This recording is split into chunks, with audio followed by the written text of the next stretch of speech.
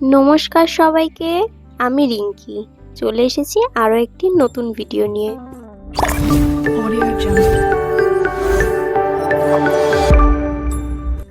আজকের ভিডিওটি গুরুত্বপূর্ণ হতে চলেছে সমস্ত বাগানীদের জন্য, বিশেষ করে যারা ফলের গাছ পছন্দ করে।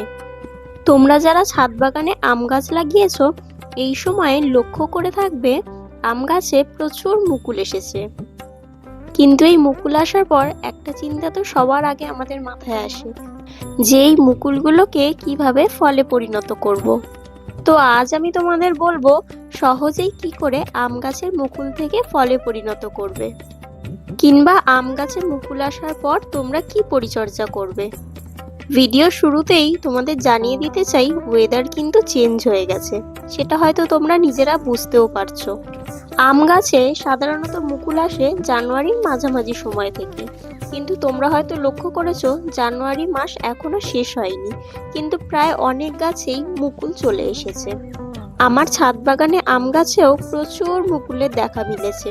তো এই সময় মুকুল আসার পর আমাদের যে বিষয়টি পরিচর্যা করতে হবে তা হলো, তোমাদের আমি আগের এক ভিডিওতে বলেছিলাম যে কোনো ফলের গাছে বেশি করে মুকুল আনতে হলে তাকে একটু কষ্ট দিতে হবে, তাকে জল খাবার এগুলি বন্ধ করে রাখতে হবে। তারপর দেখবে ঠিক সময় মতো গাছে প্রচুর মুকুল এসছে। কিছু কিছু গাছে হয়তো মুকুল বড় হয়ে গেছে এবং কিছু কিছু গাছে হয়তো মুকুল এখনো ছোট ছোট আছে। তো এই সময় পরপর কিছু বিশেষ পরিচর্যা আম গাছে করতে হবে। এই পরিচর্যা আম গাছে ততদিন চালিয়ে যেতে হবে যতদিন না ফলগুলি বড় হচ্ছে। তো প্রথমত এই সময় যে কাজটি করতে হবে সেটি হলো গাছে পর্যাপ্ত পরিমাণে জল দেওয়া। মুকুল আসার আগে আমি বলেছিলাম গাছে বুঝে শুনে জল প্রয়োগ করতে, কিন্তু গাছে মুকুল আসার পর পর্যাপ্ত পরিমাণে জল দিতে হবে, না হলে গাছ সমস্ত মুকুল ঝরিয়ে দিতে পারে। তাই বিশেষ করে লক্ষ্য রাখতে হবে গাছে জলের ঘাটতি যেন না হয়। দ্বিতীয়ত, গাছে যদি রোদের ঘাটতি হয় তাহলে বিভিন্ন ধরনের রোগের দেখা দিতে পারে, এবং ভালোভাবে গাছ রোদ না পেলে গাছের মুকুলগুলি পরিপুষ্ট হবে না। তাই চেষ্টা করতে হবে গাছগুলোকে ফুল সানলাইটে রাখতে। ফুল আসার আগে গাছকে একটু কষ্টে আমরা রেখেছিলাম, তাই এই সময় বিশেষ কিছু খাবার চালু করতে হবে। তার মধ্যে প্রথমেই আমরা গাছে একটি সার প্রয়োগ করব, সেটি হলো এনপিকে 05234। 05234 আমরা গাছে কেন দেব? এর মধ্যে নাইট্রোজেনের পরিমাণ রয়েছে 0%, 52% রয়েছে ফসফরাস এবং 34% রয়েছে পটাশ। আর গাছে মুকুল আসার পর গাছের শিকড়কে কিন্তু মজবুত রাখতে হবে, কারণ গাছ যদি ঠিকভাবে শিকড় থেকে জল খাবার না টানতে পারে তাহলে গাছের সমস্ত মুকুল ঝরিয়ে দেবে। তাই মুকুল ঝরা বন্ধ করতে গাছের শিকড়কে আগে স্ট্রং করতে হবে।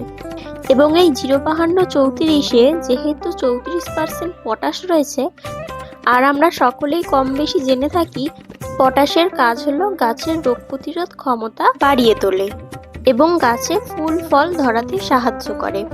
তোমাদের কাছে যদি এনপিকে 05234 না থেকে থাকে তাহলে তোমরা সিঙ্গেল সুপার ফসফেট ব্যবহার করতে পারো। ছোট চামচের 1 চামচ টবের মাটি দিকে ভালো করে খুঁড়ে তার চারিপাশে ছড়িয়ে দিলেই হবে। দ্বিতীয়ত, এই সময় আমরা গাছে কীটনাশক প্রয়োগ করব। এই সময় প্রচুর পোকামাকড়ের উপদ্রব দেখা দেয়, বিশেষ করে আমাদের নজরে পড়ে চুষি পোকা, হপার পোকা। তাই এই সময় আমরা নিম তেল কিংবা কাকা ব্যবহার করতে পারি। এর ডোজ হলো 1.5 থেকে 2 ml 1 লিটার জলে ভালো করে গুলে গাছে স্প্রে করবে সন্ধ্যের দিকে।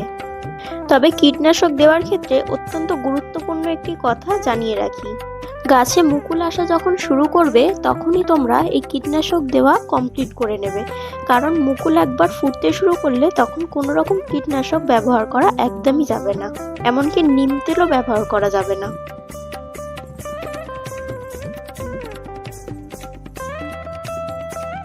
তৃতীয়ত হলো তরল খাবার। আমের মুকুলগুলি যখন একটু বড় হতে শুরু করবে তখন আমরা ভরপুরভাবে গাছে তরল খাবার দেওয়া শুরু করব। যেমন খোল ভেজানো জল, কিচেন লিকুইড। কিচেন লিকুইড বলতে আমি এখানে পেঁয়াজের খোসা, কলার খোসা, ডিমের খোসা 3-4 দিন ভিজিয়ে রেখে তারপর আমি 2 লিটার জলে 1/2 লিটার মতন পেঁয়াজের খোসা ভিজিয়ে রাখা জল ভালো করে মিশিয়ে তারপর আমি গাছে ব্যবহার করেছি। কিচেন কম্পোস্ট কখনোই গাছের ব্যবহার করবে না। এবারে বলি, ধরো গাছে মুকুলগুলি ফুটতে শুরু করে দিয়েছে, এই সময়ে অবশ্যই গাছে ব্যবহার করবে প্ল্যানোফিক্স অথবা বাম্পার। এই দুটির মধ্যে যে কোনো একটি তোমরা গাছে স্প্রে করতে পারো। বাম্পারের ডোজ হলো 1 ml 2 থেকে 2.5 লিটার জলে দিয়ে ভালো করে স্প্রে করবে, আর প্ল্যানোফিক্সের ডোজ হলো 4 থেকে 5 ফোঁটা 1 লিটার জলে। এরপর বলি, গাছ যখন ফলের গুটি বাঁধতে শুরু করবে সেই সময় আরেকটি জিনিস আমরা স্প্রে করব, তা হলো পটাশ। আমি যেই পটাশটির কথা বলবো সেটি হলো NPK 0050। এই পটাশটি তোমরা ছোট চামচের 1 চামচ 1 লিটার জলে গুলে গাছে স্প্রে করে দেবে। এই পটাশটি আমরা কেন ব্যবহার করব? কারণ গাছের মুকুল যখন গুটি বাঁধতে শুরু করে তখন প্রচুর পরিমাণে গাছের পটাশের প্রয়োজন হয়, আর পটাশ গাছের ফল ধরাতে সাহায্য করে, গাছের ফলটিকে বড় করতে সাহায্য করে, গাছের রোগ প্রতিরোধ ক্ষমতা বাড়িয়ে তোলে। তো অবশ্যই করে আমরা এই সময় গাছে পটাশ ব্যবহার করব।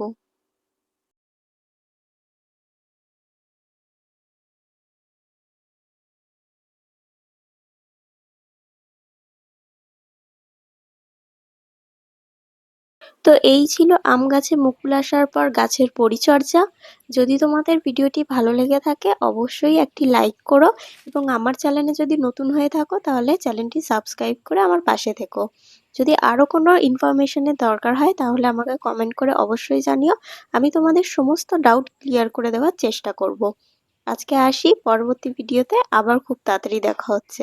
ততদিন সবাই সুস্থ থেকো, ভালো থেকো, সাবধানে থেকো। টাটা সবাইকে।